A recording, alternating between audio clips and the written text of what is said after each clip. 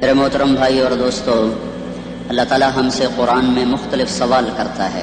اس سوال کے پیچھے ایک مضمون، ایک مفہوم ہوتا ہے جو ہمیں سوالیہ انداز میں اللہ تعالی سمجھاتا ہے. تو اللہ تعالی ہم سے پوچھتا ہے ام خلقوا من غیر شیء، بتاؤ میرے بندو تم اتفاقاً پیدا ہوئے ہو یا تمہارا کوئی بنانے والا ہے؟ پھر دوسرا سوال کرتا ہے ام هم الخالقون، اگر تم اتفاقاً نہیں پیدا ہوئے تو کیا اپنے آپ کو خود بنایا ہے؟ بتاؤ میرے بندو. ام خلق السماوات والارض، زمین آسمان تم نے بنائے ہیں تو بتاؤ اتفاقاً پیدا ہو گئے ہو؟ اور اگر تمہارے پاس اس کی کوئی دلیل ہے کہ تم اتفاقاً پیدا ہو گئے ڈارون کی تھیوری کی طرح یا تحریوں کی تھیوری کی طرح، تو جاؤ تم آزاد ہو، تمہیں کوئی پوچھنے والا نہیں ہے، جو مرضی کرو.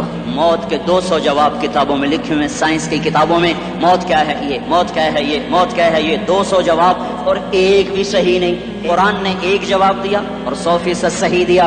اللہ یتوفی الانفس حین موتها، اللہ ہے جو تمہاری روحوں کو قبض کر لیتا ہے. موت آ گئی، اللہ تمہاری روحوں کو قبض کر لیتا ہے، بس تم مر گئے، جیتے جاگتے مر گئے، جوان مر گئے، بوڑھے مر گئے، بچے مر گئے، صحت مند مر گئے، ایتھلیٹ مر گئے، ریسلرز مر گئے، پہلوان مر گئے، بادشاہ مر گئے، فقیر مر گئے، مزدور مر گئے. حضرت علی کا فرمان ہے الموت لیس منہ الفوت، جس نے موت سے ٹکر لی موت سے شکست کھائی.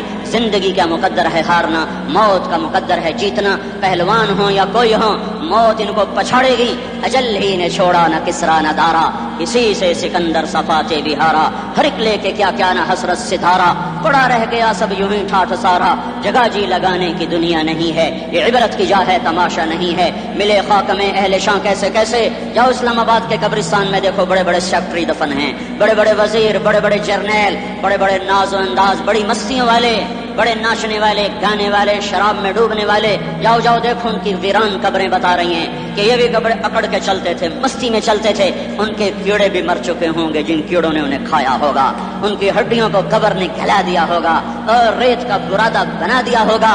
جو کہا کرتے تھے اسلام آباد ہمارے کندھوں پر ہے، ان کی قبریں عبرت کا نشان ہیں. پکار پکار کر کہہ رہی ہیں کہ ملے خاک میں اہل شاں کیسے کیسے، ہوئے نامور بے نشاں کیسے کیسے، زمین کھا گئی آسماں کیسے کیسے. جگہ جی لگانے کی دنیا نہیں ہے، یہ عبرت کی جا ہے تماشا نہیں ہے. یہی تجھ کو دن ہے رہوں سب سے اعلیٰ، وہ زینت نرالی ہو فیشن نرالا. جیا کرتا ہے کیا یوں ہی مرنے والا، تجھے حسن ظاہر نے دھوکے میں ڈالا. جگہ جی لگانے کی دنیا نہیں ہے، یہ عبرت کی جا ہے تماشا نہیں ہے. تجھے پہلے بچپن نے برسوں کھلایا، جوانی نے پھر تجھ کو مجنوں بنایا. کبھی گا رہے، کبھی ناچ رہے، کبھی شراب پی رہے، کبھی ادھر گر رہے، کبھی ادھر گر رہے. جوانی نے پھر تجھ کو مجنوں بنایا. بڑھاپے نے پھر آ کے کیا کیا ستایا.